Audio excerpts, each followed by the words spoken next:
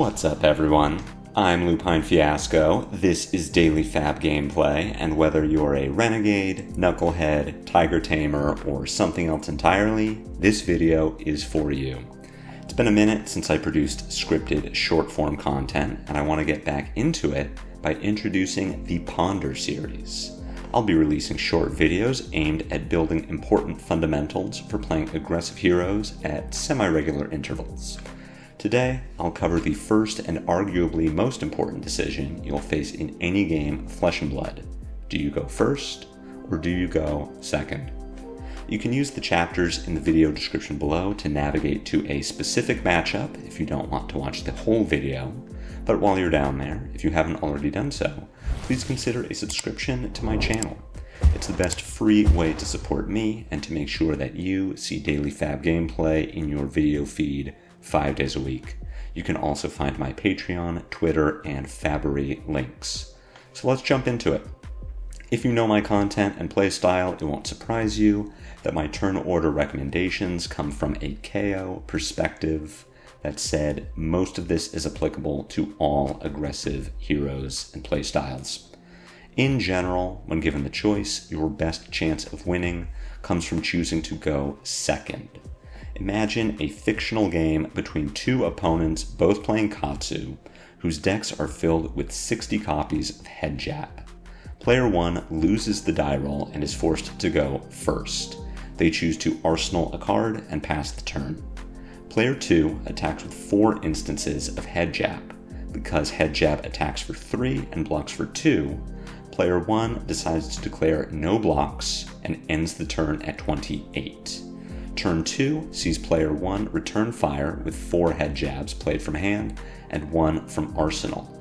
Player 2 declares no blocks and ends the turn at 25. Turn 2 sees Player 2 attack for 12, leaving Player 1 at 16.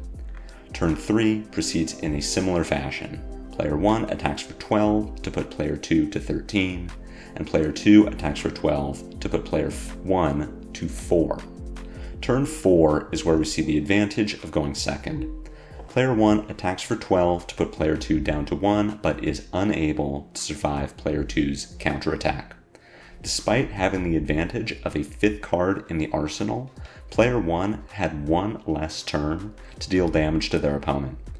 Even if Player 1 had attacked with Head Jabs on turn 1, Player 2 would have had the advantage of being able to block, albeit inefficiently, then draw back to 4 cards at the end of Player 1's turn.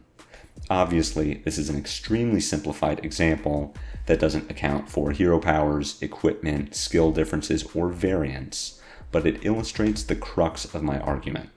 Going second gives you the ability to block with your opening hand, then draw back up at the end of the turn. Your opponent never has the opportunity to do this. In most of your games, you'll default to going second to claim this advantage of a free turn of blocks. But are there situations in which you would choose to go first? The answer is yes. Simply put, go first against heroes that generate a secondary advantage or resource during each of their turns. Dromai is an excellent example of a hero against which we would choose to go first. The idea isn't that we gain resources, but that we deny them from her. Dromai's game plan revolved around pitching reds to generate ash, which she would then use to play dragons and develop a board presence. It was unlikely that she would deal damage going first, but her getting to make 2 or 3 ash by pitching reds to Command and Conquer, gold, or even time skippers was a huge deal and set her up very well for the rest of the game.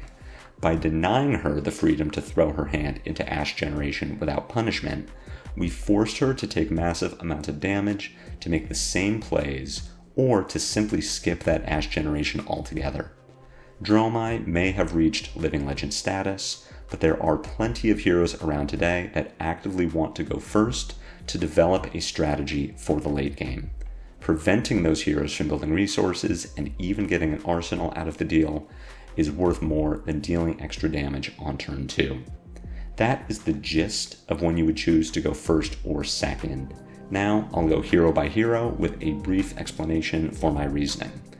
Keep in mind that this video was made prior to the release of Rosetta and doesn't include recommendations for it or any future sets. Against Arakni, choose to go second. You can block for free, and potential hand disruption is irrelevant when you get to draw back up at the end of the turn.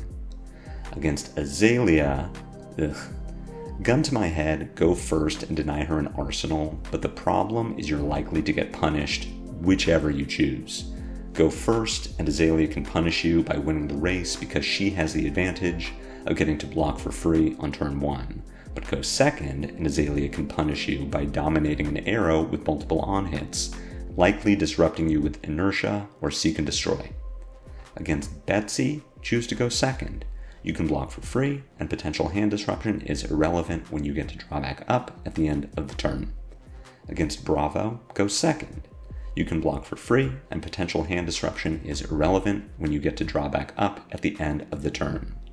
Against -IO, go first. You can deny her the ability to play items from hand and potentially punish her for drawing non-blocks. Against -Inventor Extraordinaire, go second. Getting to block for free is worth the risk of her playing an extra Teklo Pounder or Teklo Core.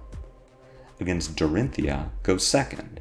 While I do think that going first against Hatchet's Dorinthea is advantageous, the benefit is marginal compared to freely blocking the Dawnblade Dorinthea that you were unlucky enough to play against. Against Enigma, go second.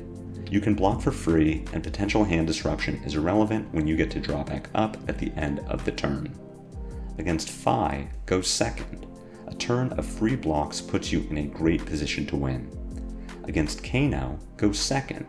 You have Arcane Barrier 3 and in an excellent position to deny early arcane damage, and going first makes Kano choose between dealing damage or blocking it.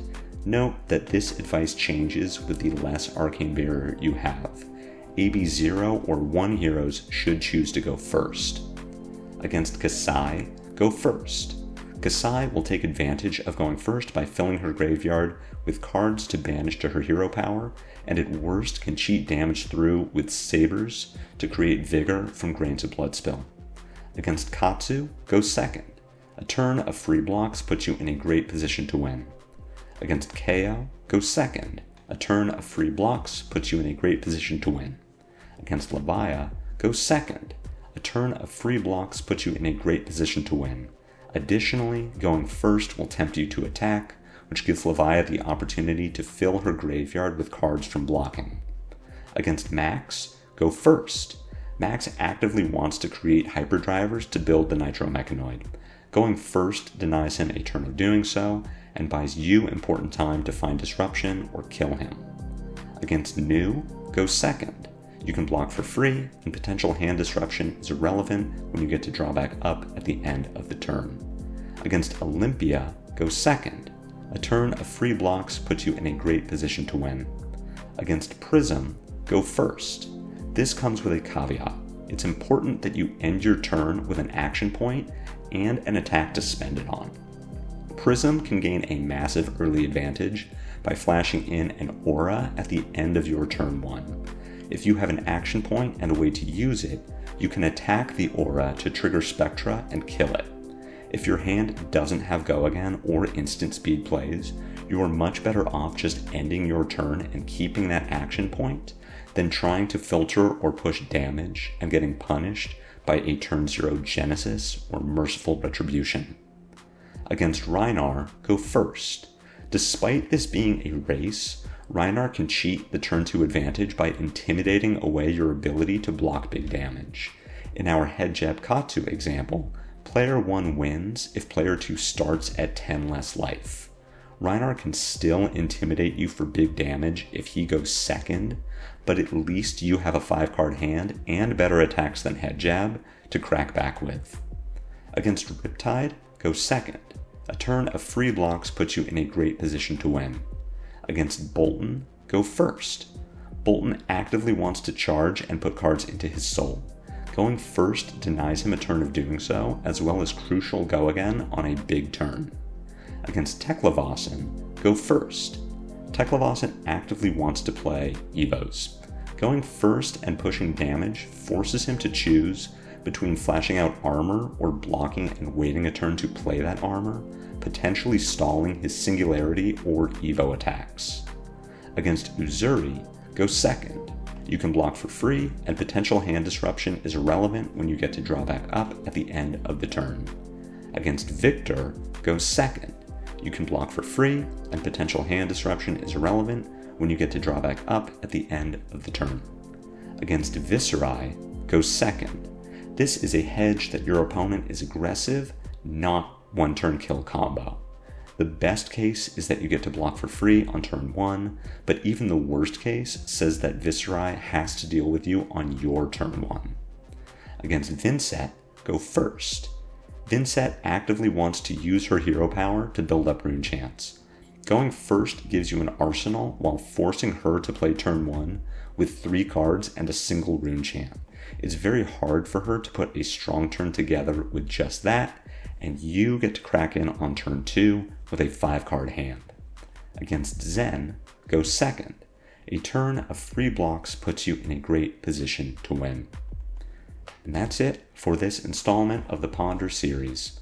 I hope that it has given you the information you need to succeed as an aggro player. Let me know what you think in the comments. Do you choose the opposite turn order against any of these heroes, and why? I'd love to know, and I'd love to file that away for future videos. And let me know too what topic you'd like to hear me discuss next. My intention for these videos is to bring newer players up to speed, and nothing is off the table with the understanding that I am an aggro player with an aggro mindset, and I might not be able to talk about some topics with the complexity and nuance they deserve. I'll be back next time with more gameplay reviews on Daily Fab Gameplay, so until then, take care.